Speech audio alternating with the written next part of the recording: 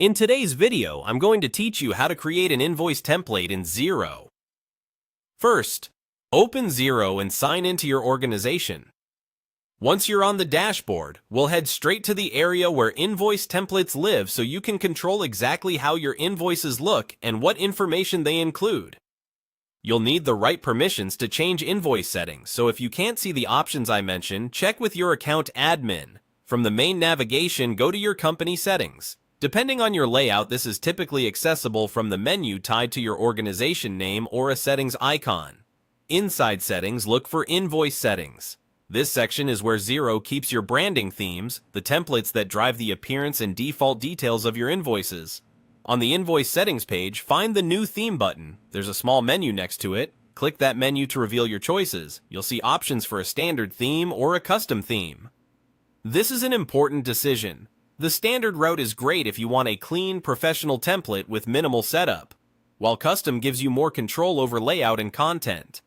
If you choose standard, you'll move into a quick setup where you can give the theme a clear name, add your logo, and pick an accent color that matches your brand. This is also where you set useful defaults like your due date terms, invoice title, and whether to display item codes, quantities, or tax details.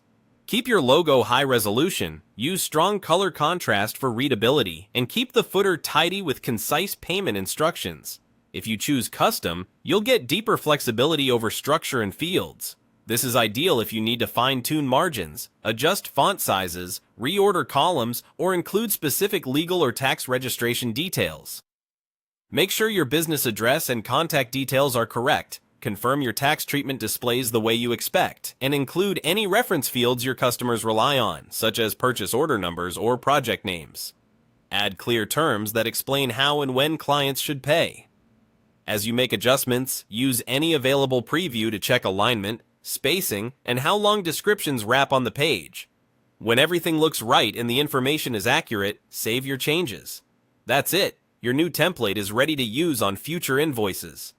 Before sending it to customers, try generating a test invoice to yourself to confirm the layout, totals, and branding appear exactly as intended.